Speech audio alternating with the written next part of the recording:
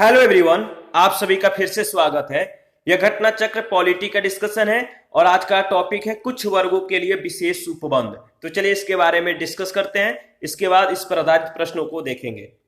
भारतीय संविधान के भाग 16 के अंतर्गत अनुच्छेद 330 से 342 तक कुछ वर्गों के लिए विशेष उपबंध की व्यवस्था की गई है। याद रखिएगा, भाग 16 अनुच्छेद 330 के तहत अगर बात करें तो लोकसभा में, और अनुच्छेद 332 के तहत राज्य विधानसभाओं में अनुसूचित जातियों और अनुसूचित जनजातियों के लिए स्थानों के आरक्षण का प्रावधान किया गया है।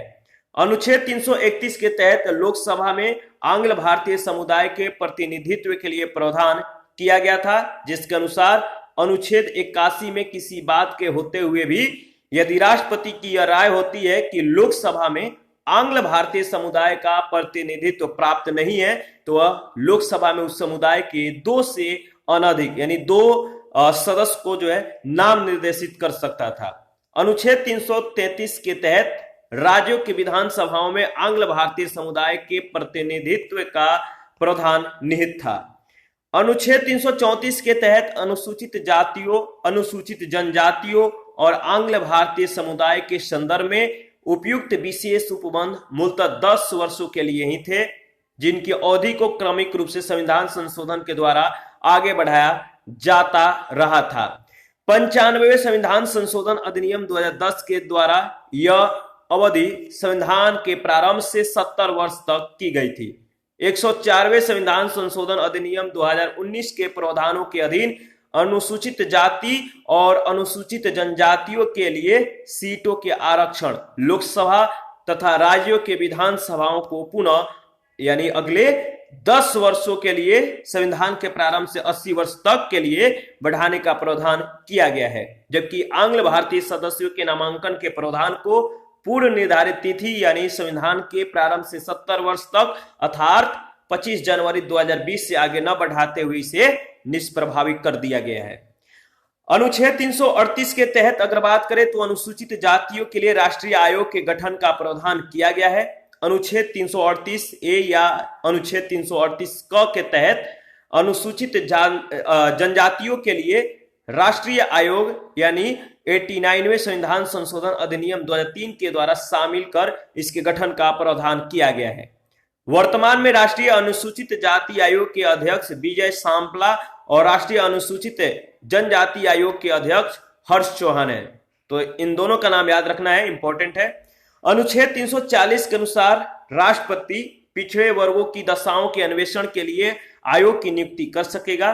राष्ट्रीय पिछड़ा वर्ग आयोग का गठन सर्वप्रथम 1993 के संसदीय अधिनियम के तहत किया गया था। 2018 में इसे संवैधानिक दर्जा प्रदान किया गया। 102वें संविधान संशोधन अधिनियम 2018 के द्वारा अनुच्छेद 338 बी या आर्टिकल 338 ख जोड़कर उसके तहत सामाजिक और शैक्षणिक दृष्टि से पिछड़े वर्गों के लिए राष्ट्रीय पिछड़ा वर्ग आयोग का गठन का जो प्रावधान है किए गए हैं। वर्तमान में राष्ट्रीय पिछड़ा वर्ग आयोग का अध्यक्ष डॉक्टर भगवान लाल साहनी है। इनका नाम याद रखिएगा। वर्तमान में राष्ट्रीय पिछड़ा वर्ग आयोग के अध्यक्ष कौन है? डॉक्टर भगवान लाल साहनी। अनुच्छेद 341(1) के तहत राष्ट्रपति किसी राज्य के संबंध में संबंधित राज्यपाल से परामर्श के बाद उस राज्य के किसी जाति को अनुसूचित जाति के रूप में निर्दिष्ट कर सकता है। अनुच्छेद 342(1) के तहत राष्ट्रपति को संबंधित राज्य के राज्यपालों से परामर्श के बाद किसी जाति को अनुसूचित जनजाति के रूप में निर्दिष्ट करने का अधिकार है। इस पर आधारित पहला प्रश्न है, भारतीय संविधान के भाग 16 या अनुच्छेद 330 से 342 तक किससे संबंधित है? तो भारतीय संविधान का भाग 16 या अनुच्छेद 330 से 342 तक जिसका संबंध है वह आपका डी ऑप्शन से लोकसभा में अनुसूचित जाति जनजाति के आरक्षण तथा आंग्ल भारतीय समुदाय के प्रतिनिधित्व से। तो डी ऑप्शन आपका बिल्कुल सत्य है। भारतीय संविधान के भाग 16 अनुच्छेद 330 से 342 तक के तहत कतिपय विशेष वर्गों के लिए उपबंधों की व्यवस्था की गई है। अनुच्छेद 330 के तहत अगर बात करें तो लोकसभा में अनुसूचित जातियों और अनुसूचित जनजातियों के लिए स्थानों का आरक्षण है। अनुच्छेद 331 लोकसभा में आंग्ल भारतीय समुदाय का प्रतिनिधित्व है और 104वें संविधान संशोधन अधिनियम 2019 के द्वारा लोकसभा में राष्ट्रपति के द्वारा आंग्ल भारतीय समुदाय के 2 सदस्यों को नाम निर्देशित करने का प्रावधान को जो है अब निष्प्रभावी कर दिया गया है। क्वेश्चन नंबर सेकंड है, भारत के संविधान में लोकसभा में अनुसूचित जनजातियों के लिए व्यवस्था की गई है, किस आर्टिकल के तहत? भारत के संविधान में लोकसभा में अनुसूचित जनजातियों के लिए व्यवस्था की गई है आर्टिकल 330 में, ध्यान रखिएगा। भारतीय संविधान में लोकसभा में अनुसूचित जातियों और अनुसूचित जनजातियों के लिए आरक्षण की व्यवस्था अनुच्छेद 330 में की गई है, आर्टिकल 330 में, जबकि ऐसा ही राज्यों के विधानसभाओं के संदर्भ में आर्टिकल 332 के द्वारा किया गया है। क्वेश्चन नंबर थर्ड है, किसी जाति तथा जनजाति को अनुसूचित जाति तथा अनुसूचित जनजाति घोषित करने के लिए शक्ति संपन्न संवैधानिक प्राधिकारी है, कौन है? तो भारत का राष्ट्रपति, ए ऑप्शन। संविधान के अनुच्छेद 341(1) के तहत राष्ट्रपति किसी राज्य के संबंध में संबंधित राज्यपाल से परामर्श के बाद उस राज्य के किसी जाति को अनुसूचित जाति के रूप में निर्दिष्ट कर सकता है। साथ ही अनुच्छेद 341(2) के तहत संसद विधि के द्वारा किसी जाति को निर्दिष्ट अनुसूचित जातियों की सूची में सम्मिलित या उसमें से अपवर्जित कर सकती है। इसी प्रकार की शक्ति जो है राष्ट्रपति को अनुसूचित जनजातियों के संदर्भ में अनुच्छेद 342 के द्वारा प्रदान की गई है। क्वेश्चन नंबर 4 है, इनमें से कौन सा कथन सही नहीं है?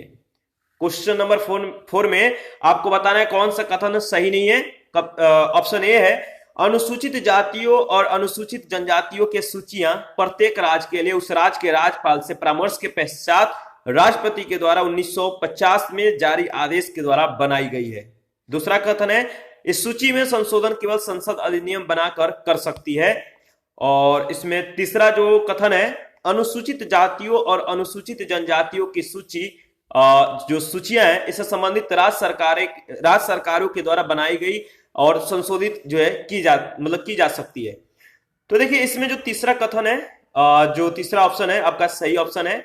संविधान का अनुच्छेद 341(1) और 342(1) के प्रावधानों के तहत अगर बात करें तो अनुसूचित जातियों और अनुसूचित जनजातियों की सूचियां प्रत्येक राज्य के लिए उस राज्य के राज्यपाल से परामर्श के पश्चात राष्ट्रपति के द्वारा 1950 में जारी आदेश के तहत बनाई गई है। साथ ही अनुच्छेद 341(2) और 342(2) के उपबंधों के तहत संसद ही इस सूचियों में क्या कर सकती है, कोई संशोधन कर विधि बनाकर कोई संशोधन विधि बनाकर कर सकती है इन सूचियों में।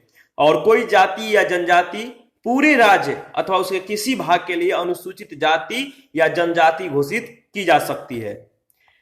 क्वेश्चन नंबर 5 है, अनुसूचित जनजाति का दर्जा बताइए। अनुसूचित जनजाति का दर्जा क्या है? तो धर्मनिष्ठा से तटस्थ है, यानी बी ऑप्शन आपका बिल्कुल सत्य है। अनुसूचित जनजाति का जो दर्जा है धर्मनिष्ठा से यह तटस्थ है, यानी बी ऑप्शन। संविधान अनुसूचित जनजाति आदेश 1950 के तहत अनुसूचित जनजाति का दर्जा धर्मनिष्ठा से तटस्थ है। इसमें किसी भी धर्म को मानने वाली जनजाति को शामिल किया जा सकता है, जबकि संविधान अनुसूचित जाति या आदेश 1950 के पैरा 3 के अनुसार अगर बात करें तो अनुसूचित जातियों में केवल हिंदू, जिसमें बौद्ध और सिख भी शामिल हैं, धर्म के व्यक्ति ही आ सकते हैं, अन्य के नहीं। 1956 में इस आदेश में संशोधन करके सिखों और 1990 में बौद्धों को सम्मिलित किया गया था।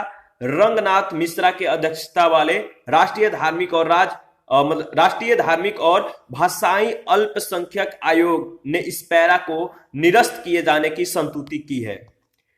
क्वेश्चन नंबर 6 है, 14 अगस्त 2007 को संसद के द्वारा भारतीय संविधान में संशोधन के उपरांत अब अनुसूचित जाति की सूची में जातियां की संख्या कितनी है? तो बताइए 14 अगस्त 2007 को संसद के द्वारा भारतीय संविधान में संशोधन के उपरांत अब अनुसूचित जातियों की सूची में जातियों की संख्या कितनी है? तो 1206। 14 अगस्त 2007 को संसद के द्वारा संविधान अनुसूचित जाति आदेश 1950 में किए गए संशोधन के बाद अनुसूचित जाति के सूची में अनुसूचित जातियों की संख्या 1206 हो गई थी। वर्तमान में यानी 2017 के संसदीय अधिनियम के तहत यथा संशोधित इस आदेश के तहत अनुसूचित जाति की सूची में शामिल कुल जातियों की संख्या 1261 है। जनगणना 2011 के अनुसार भारत में अनुसूचित जातियों के व्यक्तियों की संख्या कुल जनसंख्या का 16.6% है। ध्यान रखिएगा। क्वेश्चन नंबर 7 है, निम्न में से किस प्रदेश में सर्वाधिक अनुसूचित जनजाति है? किस प्रदेश में सर्वाधिक अनुसूचित जनजातियां मिलती है? तो सही जवाब है मध्य प्रदेश। सर्वाधिक अनुसूचित जनजातियों की संख्या वाला राज्य मध्य प्रदेश है। जनगणना 2011 के आंकड़े के अनुसार अगर बात करें तो देश के सर्वाधिक अनुसूचित जनजाति जनसंख्या वाले 4 राज्य हैं। पहला स्थान मध्य प्रदेश, इसके बाद महाराष्ट्र, उड़ीसा और राजस्थान। क्वेश्चन नंबर 8 है, निम्न में से किसमें या किनमें किसी भी जाति के लिए आरक्षण नहीं है? निम्न में से किसमें या किन में किसी भी जाति के लिए आरक्षण नहीं है? इसका सही जवाब होगा राज्यसभा और राज्य विधान परिषदें, यानी ए और सी। अनुसूचित जातियों और अनुसूचित जनजातियों के लिए आरक्षण के प्रावधान लोकसभा और राज्यों के विधानसभाओं में किए गए हैं, परंतु राज्यसभा और राज्य विधान परिषदों में किसी भी जाति के लिए संविधान में आरक्षण का प्रावधान नहीं है। जम्मू कश्मीर पुनर्गठन अधिनियम 2019 के तहत जम्मू और कश्मीर राज्य को जम्मू और कश्मीर तथा लद्दाख नामक 2 संघ राज्य क्षेत्रों में विभाजित कर दिया गया है और इस प्रकार वर्तमान जम्मू और कश्मीर संघ राज्य क्षेत्र में विधान परिषद का अस्तित्व अब समाप्त हो गया है और इस अधिनियम के धारा 14(6) के अनुसार जम्मू कश्मीर विधानसभा में अनुसूचित जाति और अनुसूचित जनजातियों के लिए आरक्षण का प्रावधान किया गया है। क्वेश्चन नंबर 9 है, अनुसूचित जातियों और अनुसूचित जनजातियों के लिए एक राष्ट्रीय आयोग गठित करने का प्रावधान संविधान के किस अनुच्छेद के अंतर्गत किया गया है? तो आपको मालूम है आर्टिकल 338 और आर्टिकल 338 ए ऑप्शन आपका बिल्कुल सत्य है। संविधान के भाग 16 में कुछ वर्गों के संबंध में विशेष उपबंध किए गए हैं। अनुच्छेद 338 के तहत राष्ट्रीय अनुसूचित जाति और अनुसूचित जनजाति आयोग का गठन का प्रावधान था, किंतु 89वें संविधान संशोधन अधिनियम 2003 के द्वारा एक नया अनुच्छेद 338 एक जोड़कर राष्ट्रीय अनुसूचित जनजाति आयोग का पृथक गठन कर लिया गया है। इस अनुच्छेद यानी 338 आर्टिकल 338 के तहत अब केवल राष्ट्रीय अनुसूचित जाति आयोग के गठन की व्यवस्था है। प्रत्येक आयोग में एक अध्यक्ष, एक उपाध्यक्ष और 3 सदस्यों के राष्ट्रपति के द्वारा नियुक्ति का प्रावधान किया गया है। क्वेश्चन नंबर 10 है, संविधान के किस अनुच्छेद के द्वारा पृथक अनुसूचित जनजाति आयोग का गठन किया गया है? संविधान के किस अनुच्छेद के द्वारा पृथक अनुसूचित जनजाति आयोग का गठन किया गया है? आर्टिकल 338 ए। सी ऑप्शन आपका बिल्कुल सत्य है। भारतीय संविधान के अनुच्छेद 338 ए के द्वारा पृथक राष्ट्रीय अनुसूचित जनजाति आयोग के गठन का प्रावधान किया गया है। अनुच्छेद 337 में आंग्ल भारतीय समुदाय के लाभ के लिए शैक्षिक अनुदान के लिए विशेष उपबंध और अनुच्छेद 338 में राष्ट्रीय अनुसूचित जाति आयोग और अनुच्छेद 340 में पिछड़े वर्गों की दशाओं के अन्वेषण के लिए आयोग की नियुक्ति का उल्लेख किया गया है। ध्यान रखिएगा। और 11 नंबर क्वेश्चन है, निम्नलिखित में से कौन संवैधानिक निकाय है?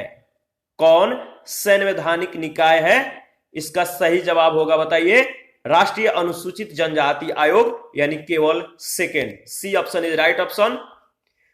राष्ट्रीय अनुसूचित जनजाति आयोग का गठन संविधान के अनुच्छेद 338 ए के तहत किया गया है, अतः यह एक संवैधानिक निकाय है। राष्ट्रीय मानवाधिकार आयोग, राष्ट्रीय जांच एजेंसी, राष्ट्रीय आपदा प्रबंधन प्राधिकरण संवैधानिक नहीं है, बल्कि वैधानिक या सांविधिक निकाय है, क्योंकि इनका गठन संसदीय विधियों के द्वारा किया गया है।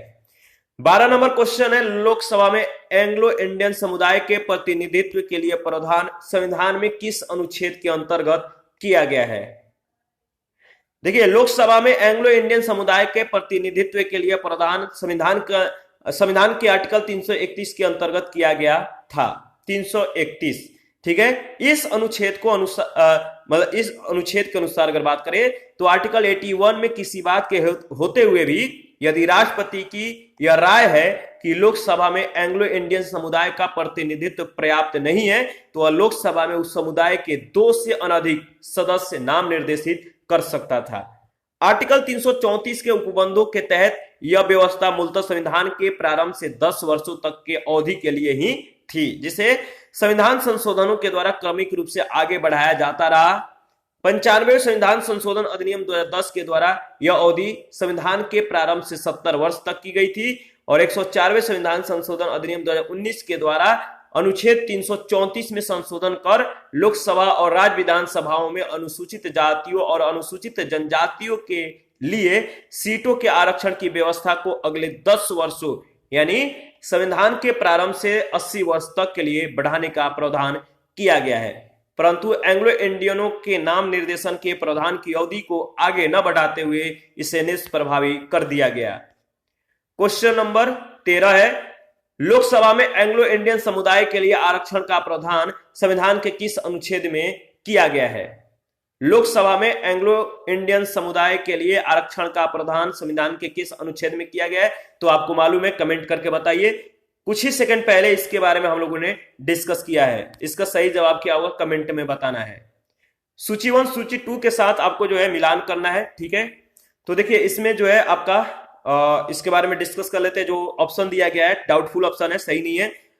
राष्ट्रीय पिछड़ा वर्ग आयोग अधिनियम 1993 में अधिनियमित हुआ था।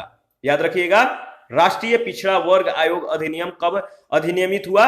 1993 में। बाल मजदूर निषेध एवं नियामक अधिनियम वर्ष 1986 में बना और निःशक्त जन यानी समान अधिकारिता अधिकार संरक्षण एवं पूर्ण सहभागिता अधिनियम वर्ष 1995 में आया, जबकि राष्ट्रीय अल्पसंख्यक आयोग अधिनियम वर्ष 1992 में आया। दिए गए विकल्पों में से कोई भी विकल्प जो है सही नहीं है। निकटतम उत्तर बी जो है सही उत्तर माना जा सकता है, तो ध्यान रखिएगा। 15 नंबर क्वेश्चन है, पिछड़ी जाति आयोग के प्रथम सभापति कौन थे? पिछड़ी जाति आयोग के प्रथम सभापति कौन थे? तो काका साहेब Kalelkar, B option.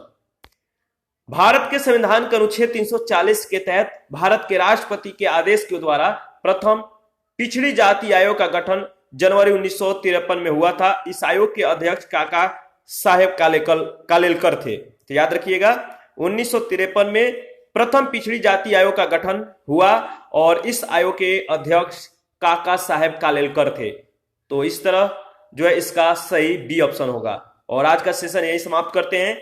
Next session में आगे के चीजों को देखेंगे।